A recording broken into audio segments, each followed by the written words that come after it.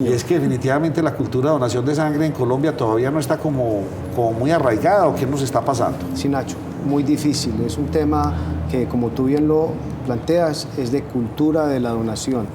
Realmente nosotros los paisas nos preciamos de ser muy solidarios, pero a la hora de que solicitamos que la gente done sangre o tejidos, existen muchas razones para no hacerlo y muy poquiticas para donar.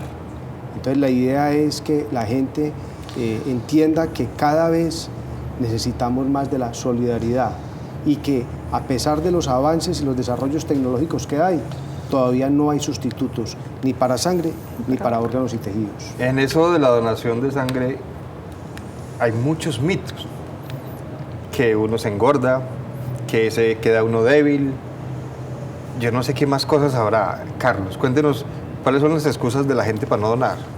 Sí, Germán, mire, tal vez la principal razón por la cual la gente no dona sangre, incluso con estudios que se han hecho de conductas, actitudes y prácticas frente a la donación de sangre, es que no tiene claro que su sangre es útil y valiosa. Entonces piensa que hay otro que sí va a donar sangre y dice, no, además que ese otro dona. Entonces, en ese otro dona terminan siendo relativamente pocos los que donan sangre frente al potencial de donantes que hay. Eso me hace acordar de la votación. Cuando no voto porque ya ganó el candidato, entonces yo para qué voto, entonces no vota ninguno. Correcto. Otro mito que, como tú bien lo planteas, que la gente se engorda o se debilita. Entonces, mira, es una cosa que parece risible, pero es tan elemental como esta. Como la gente cree que queda débil después de donar sangre, entonces se ponen a comer. Para recuperarse. Claro, entonces lo que le engorda realmente es haber comido más de lo que realmente necesitaba. No la donación como tal. La donación. Eso no engorda ni debilita. El que se adquieren infecciones por donar sangre. Los equipos que se utilizan, la aguja, las bolsas, todo lo que se utiliza es totalmente estéril y desechable. Y Colombia está muy avanzado en ese sentido. Totalmente. Sí. La seguridad que le damos a los donantes es que primero se utilizan equipos totalmente desechables, con óptima calidad. Y la sangre de los donantes la tenemos que examinar porque existe una normatividad muy estricta desde el Ministerio de Salud que nos obliga a cumplir con unos requisitos para examinarla para determinadas infecciones, para detectar que ese donante no vaya a tener una infección que se la pueda transmitir al que va a recibir la sangre. ¿Está el saldo en rojo o cómo estamos en la actualidad, digamos, en Antioquia en ese sentido? Nacho, mira, estamos precisos por decirlo de alguna manera. O sea, en Antioquia el número de bancos de sangre que hay en este momento somos 12 bancos de sangre. Básicamente la mayoría están acá en Medellín y hay 3 bancos por fuera de la ciudad. Esos bancos captamos sangre en las sedes de los bancos de sangre y hacemos campañas y jornadas de donación con la comunidad. Entonces casi que vivimos al día en que programamos campañas para ir a recolectar sangre para la comunidad, para los requerimientos que se tengan y básicamente es para las instituciones hospitalarias. La mayoría de los bancos pertenecen a una clínica o a una institución hospitalaria para atender los pacientes que acuden por trauma, por cirugías, por patologías que requieran sangre. Para esta época, vuelvo e insisto, estamos precisos, pero se nos viene una época muy complicada y es la última quincena de diciembre y la 1 de enero. Si aumenta el trauma por las festividades, licor, accidentes, lesionados por armas de cualquier tipo y baja el número de donantes porque ya las empresas están en vacaciones colectivas, las universidades, mucha gente sale de la ciudad o puede ser una disculpa, no es que yo voy a tomar a la noche, ahora la novenita, la rumba, no sé qué, no, entonces me dijeron que no puedo tomar o estoy en Guayabao. Sí. Entonces se nos cruzan esas dos situaciones, aumento en la demanda, que incluso la estimamos que puede ser alrededor del 20% de los requerimientos que podamos tener para esta época de diciembre. Oiga, permítame que usted me dejó como con una inquietud bastante grande, 12 bancos de sangre. En caso de ocurrir un accidente en Jardín, en Yarumal, que lo hemos visto, estos buses de transporte urbano y se genera una emergencia de estos, y cómo son los planes de contingencia, hay que despachar entonces todo eso desde aquí para allá en un carro a toda velocidad, o cómo es la cosa, Mira, o cada municipio debería tener su banco de sangre. No, Nacho, es muy complicado porque realmente los requerimientos técnicos y la logística que implica tener un banco de sangre son muy altos, precisamente buscando una óptima calidad de todo el proceso. Sí. Y el número de donantes no haría que fuera viable el funcionamiento de un banco de estos. Entonces, perfectamente uno podría decir, listo, los bancos de sangre que hay acá en Medellín podrían surtir los requerimientos de esos pacientes. Y en un momento dado ha pasado. Le pongo un ejemplo, cuando la época de la violencia dura en Urabá, allá había un banco de sangre que no existe en este momento. Entonces toda la sangre de Urabá, en esa época de grandes lesionados por violencia, se mandaba la sangre de acá de Medellín. Y de hecho, en este momento, al cerrar ese banco, la sangre se manda de acá. Para pueblos, no es tan común que se requiera sangre en un pueblo. Cuando el paciente requiere sangre porque está con una lesión severa o está, por ejemplo, como sucede con las maternas, con las señoras que después de tener el parto tienen unos sangrados severos, los médicos en los pueblos estabilizan la paciente y rápidamente la mandan para un hospital regional. O conseguir donantes en sitio, pero eso no es lo más recomendable. No es lo más recomendable porque la sangre, como lo hablábamos ahorita, se debe examinar para detectar que ese donante no tenga una infección.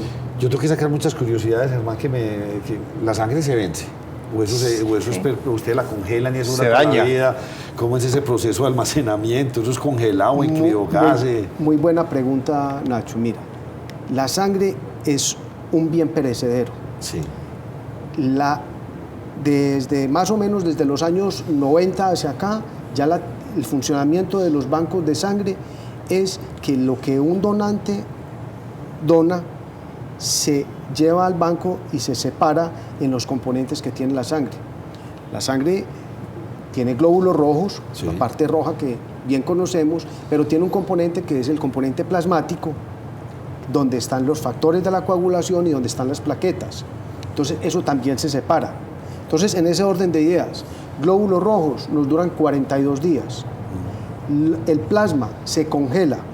Los glóbulos rojos se meten en una nevera, un refrigerador, y se refrigeran. El plasma se congela, se vuelve, como dice la gente por molestar, parece un bolis. Sí. Porque queda duro, congelado, Pero no, y dura un año. me dejó intrigadísimo. Entonces ustedes cogen la sangre y le hacen un señor. proceso y la separan, y Claro. de líquido queda ya sequita, ¿o qué? No. Como leche en polvo. No, señor. No, porque es que es muy No, queda- interesante. Separan los componentes que trae Sí, normalmente señor. la Sí, sangre. Germán, queda cada uno en una bolsita. Si ustedes alguna vez han donado sangre o han visto cómo es el proceso, ven que hay varias bolsas Sí. pegadas.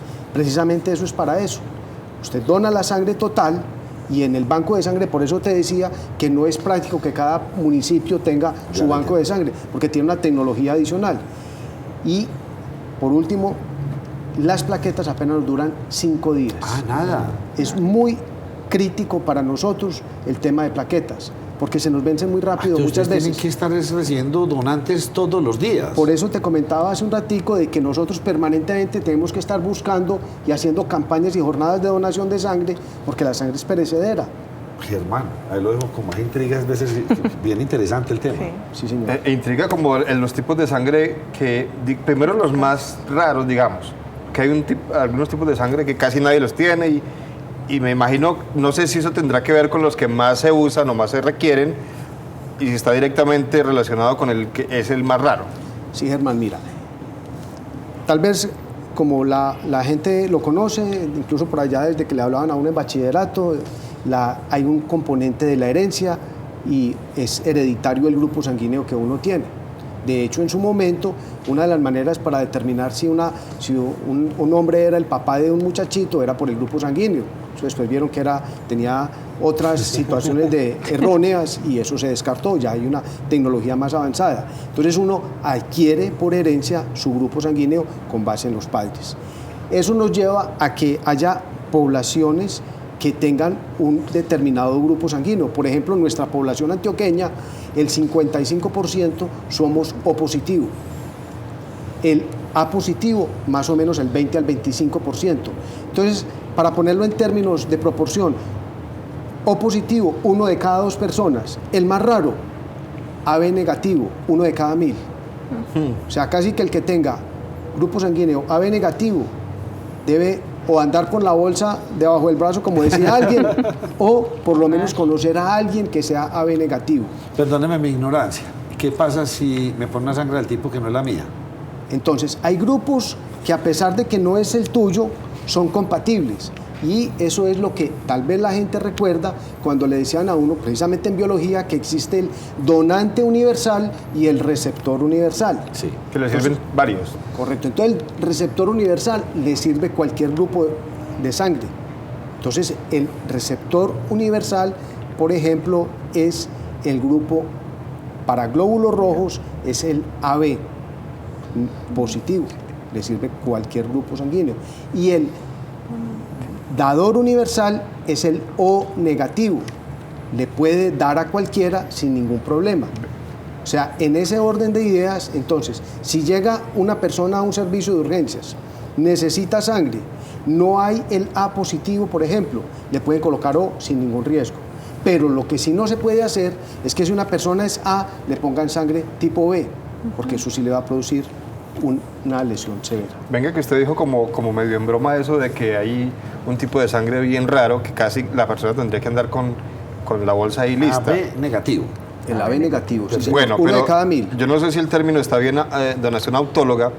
Es decir, cuando yo tengo no para un caso de un accidente o algo así, sino que yo tengo una cirugía programada y ese tipo de sangre es muy escaso, pues yo puedo donar mi propia sangre y tenerla lista para cuando me hagan la operación. Sí, señor, eso se hace, ya es menos frecuente, pero sí se hace. Por ejemplo, para cirugías selectivas, una persona va para una cirugía de ortopedia o una mujer para una cirugía ginecológica, se hace. Pero tiene la limitante en nuestro medio, que la sangre, como les decía ahorita, los glóbulos rojos te van a durar 42 días. Si en 42 días no se ha utilizado, habrá que descartarla porque ya no es adecuado. En países con una tecnología desarrollada, la sangre, los glóbulos rojos se pueden congelar. Entonces, hay personas que fuera del sistema ABO, existen más o menos 32 sistemas de grupos sanguíneos que tenemos los seres humanos. Entonces, hay personas que tienen grupos sanguíneos supremamente raros, rarísimos. Existe uno que se llama el fenotipo Bombay, que lo tiene apenas el 0.01% de la población ¿Cómo así? mundial. ¿Eso es otro tipo de sangre? Existen 32 sistemas de grupos sanguíneos. Yo claro. no le puedo creer. Usted y yo sabíamos que era el O positivo, negativo, AB, tal, y no es más. ABO es uno. ABO. El ABO es un sistema de grupo sanguíneo y el RH es otro. Lo que pasa es que la gente, y por defecto, dice, ¿cuál es su grupo sanguíneo? Entonces dice, A positivo. Ahí combinó dos grupos, el ABO y el RH. Pero fuera de eso existen otros. Entonces esos tan raros que no le van a conseguir sangre fácil y van para una cirugía, en países desarrollados la gente va y pide que le congelen los glóbulos rojos y duran 10 años. También lo usan en el dopaje. También Sobre todo en el utilizan. ciclismo, lo vimos aquí en Nacho, Claro, recuerde. Pero entonces eso es ya requiere una tecnología Sí, señor. absolutamente costosa. Más avanzada, más costosa y tiene unas indicaciones pues muy precisas. Nos tiene usted quedando en una clase de medicina, estoy pasando maravilla. aquí, ya sé de pensiones y ya está perdiendo de sangre. Vamos a hacer una breve pausa, volvemos con ustedes. Bueno, Germán, hemos aprendido de sangre bastante hoy. Y cuando creíamos que ya no nos podíamos sorprender más, aquí en la pausa nuestra otra invitada nos está sorprendiendo Claro. con otras cosas. Yo solamente le tengo que meter algo ahí como cosito a usted y lo tengo que preguntar. ¿Y qué tal? ¿Si existe la sangre azul? Hombre, no existe ni la sangre azul ni los donantes de sangre azul, Muy bien. porque todos necesitamos sangre de origen humano. Que se crean es otra cosa. Sí, señor. Claudia, Así es. Claudia Franco en esta pausa se fue por allí y dijo, me tengo que ir por el celular. Porque ella está en este momento aquí pendiente turno. de turno. Germán, De turno. Y eso es lo que me sorprendía, Nacho, porque ya hemos hablado aquí en este programa antes de cómo funciona esto, cuando hay una lista de personas que están esperando un órgano, pues esas personas también están muy pendientes de que resulte un donante, pero no solamente ellos, sino que hay una persona pendiente de que resulte ese donante y le avisan a ella y ella tiene que contactar directamente a ese receptor que está muy pendiente y sea la hora que sea, dejar lo que sea, inclusive la grabación de un programa como este, y tiene que arrancar porque resultó y no da espera. No, de hecho, no vayan a donar durante la transmisión del programa porque ahí mismo le llega aquí la alerta. Claudia Franco es coordinadora de trasplantes del San Vicente de Paúl. ¿Qué hace usted? ¿Qué es ser coordinador de trasplantes? El médico coordinador de trasplantes es básicamente el médico que hace la logística desde el donante hasta el trasplante. Entonces a nosotros, por eso les decía del turno, nos informan una alerta. Paciente con una muerte cerebral está en determinada parte. Allá nosotros nos dirigimos, evaluamos que verdaderamente esté en muerte cerebral y hablamos con la familia. Una vez hemos hablado con la familia dice yo dono. Empezamos pues como todo el proceso de mantenimiento del donante, a comentarlo con los grupos de rescate pues que son los cirujanos, nefrólogo, hepatólogo, cardiólogo, el que esté pues como necesidad de que le sirva pues básicamente ese donante, y cuadramos toda la parte de cirugía. O sea, es un proceso logístico hasta el final que entregamos el cuerpo. Germán.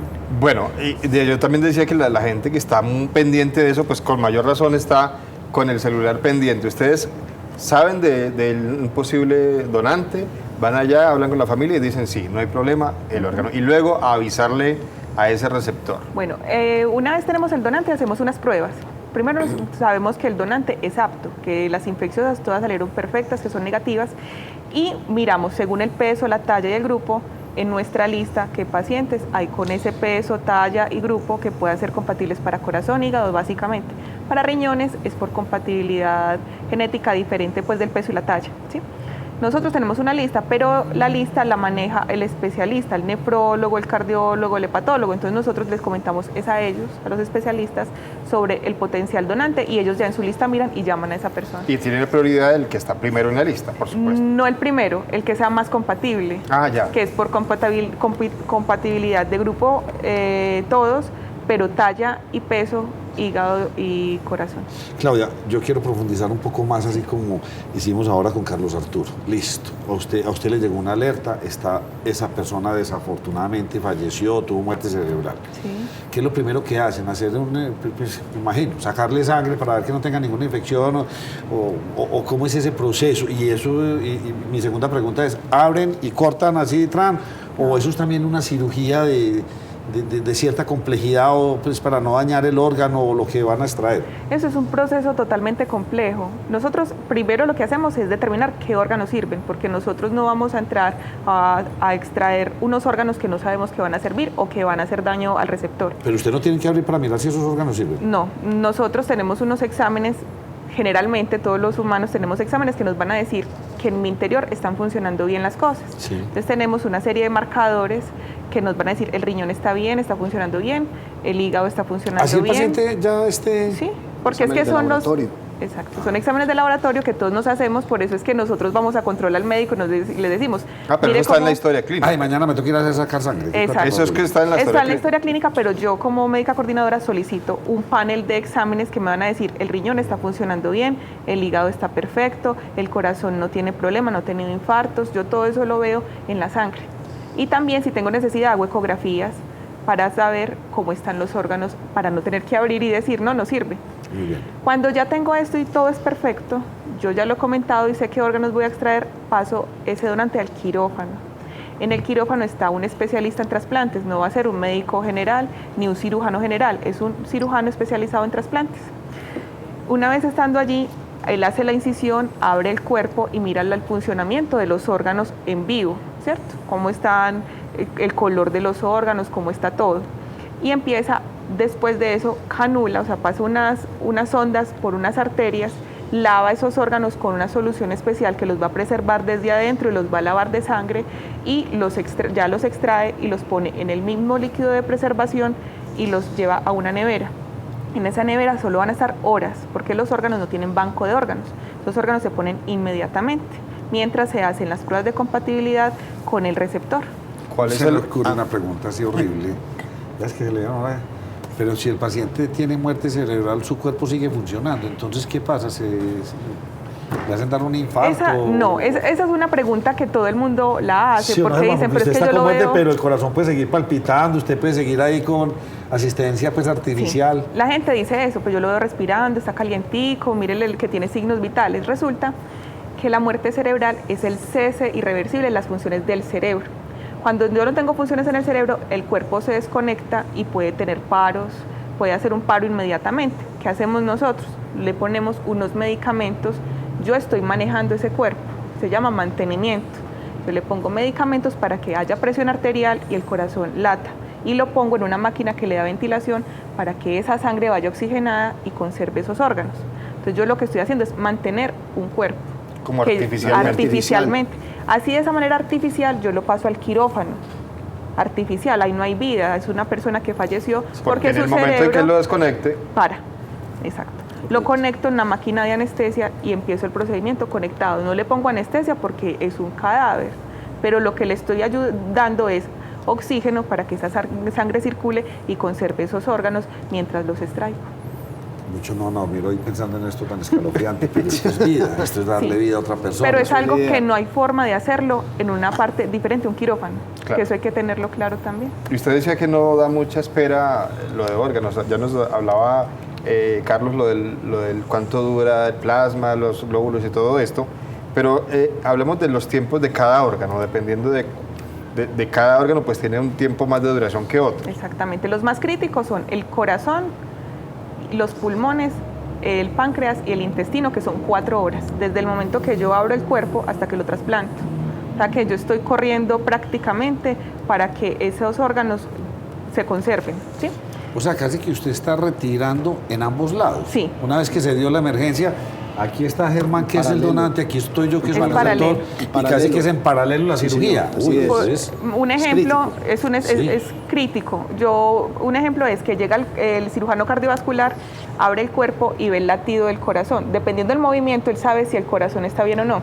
Cuando él lo ve latir bien, llama al cirujano que está en la cardiovascular o donde vayan a hacer el trasplante de corazón, le dice, va bien todo, empiecen. Entonces empiezan allí en esa clínica, abren el tórax del paciente y hacen una circulación extracorpórea. Pasan la circulación del paciente a una máquina que va a hacer las funciones de corazón-pulmón mientras pasan el corazón nuevo. Ya cuando extraen el corazón, lo ponen, le pasan el líquido, lo conservan desde adentro, lo pasan en una solución de perfusión o de preservación en una nevera y salen corriendo hacia allá. Y allá, cuando ya llega el corazón, quitan el corazón que se llama... se me acaba de olvidar, bueno, el que está allí dentro, el que está enfermo, sí. Lo quitan y ponen el nuevo, ponen unos puntos de sutura a ese corazón, pasan la sangre que está en la máquina y el corazón late por sí solo.